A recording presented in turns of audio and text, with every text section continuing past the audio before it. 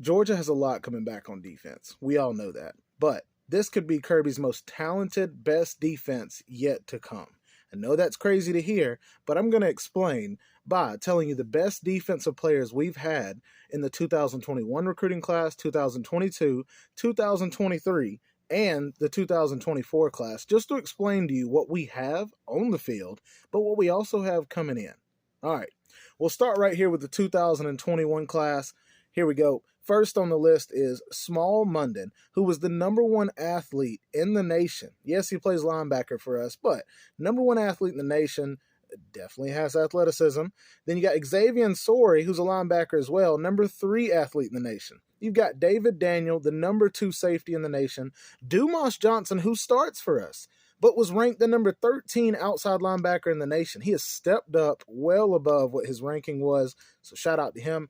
Nyland Green, the #7 cornerback in the nation. This is another one. Tyrion Ingram Dawkins, the #17 defensive tackle in the nation. And what I love about that is Kirby has put him at defensive end. So, probably wasn't the biggest and strongest D tackle out there, but this man has proven to you he knows what he's doing, and he can play DN. And that's what Kirby wants him to play. And that's what he'll end up playing at the next level. Chaz Chambliss, we all know who that is, #6 outside linebacker in the nation. Kamari Lassiter was the #24 cornerback in the nation. He is now playing safety for us, which is awesome. He's a really good player. He was a top 10 safety in the ranking as well, with being a #24 cornerback. And then this will surprise you. Javon Bullard was the #50th cornerback in the 2021 recruiting class. It's crazy. All right. Anyways, so here we go. We're going into the 2022 class. Malachi Starks, the #1 athlete in the nation, baller, beast mode.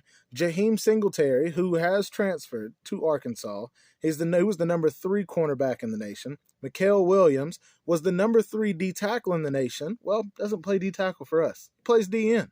So I like that, the rankings are showing what these guys were in high school, but it also shows you what Kirby is putting these guys into as far as their roles or their play. Jalen Walker, #3 outside linebacker in the nation. Dalen Everett, #8 cornerback in the nation. Bear Alexander was the #5 D tackle in the nation, who's just transferred to USC.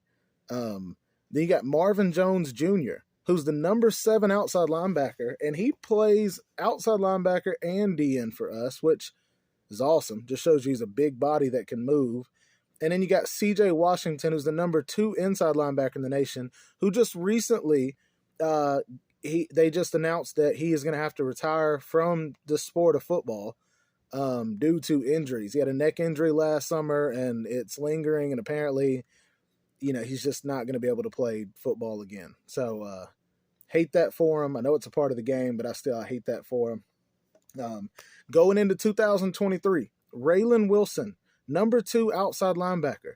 Jonel Aguera, #3 safety in the nation. Samuel Mpemba, #3 DN in the nation. Damon Wilson, the #4 DN in the nation. AJ Harris, the #4 cornerback in the nation. CJ Allen, the #2 inside linebacker in the nation. And Troy Boyles, #4 outside linebacker in the nation. I'm gonna stop before I get to 2024. I just named to you players that 90% of those guys were not only in the top 10, they were in the top 5 at their position. And they all are loaded onto Georgia's team. And not all of them are starting. But to know that the backups are just as good as the starters, yes, that's good. But also at Georgia, where we rotate a lot, now guys can get breathers and know that the guy coming in for them to, give them a breather can play just as good. And then you also know that guy's trying to prove himself too. So 2024 recruiting class consists of Ellis Robinson, the #1 cornerback in the nation. DeMarcus Riddick, the #3 outside linebacker in the nation. Jalen Hayward and Peyton Woodard, the #1 and #2 safety in the nation. Like, that alone is ridiculous. And then Dwight Phillips, which is the #7 athlete in the nation, and I believe the #8 or 9 safety. So Kirby's got 3 of the top 10 safeties, along with the #1 and #2, 2 of those being the #1 and #2 safety in the nation. So crazy to think. It's crazy to think that Kirby is trying to increase and improve this defense. I know right now Georgia ranks #10 from last year. They finished the season at number 10 as far as the defense goes as a whole. But some teams in front of them where you had Air Force, Iowa, Illinois. Who else you got on here? You got Iowa State. You got Boise State, Marshall. So those were some teams that finished ahead of Georgia, but it doesn't matter. My point to you guys is this defense may be the most loaded that Georgia has ever had and that Kirby has ever had. Yes, we've had good defenses and we've lost a lot of people here and there.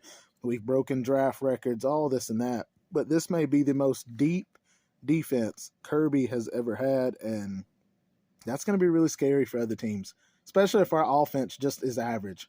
An average offense and an elite defense is a championship away from what we did last year. So, with that being said, go Dogs, guys, and go Dogs.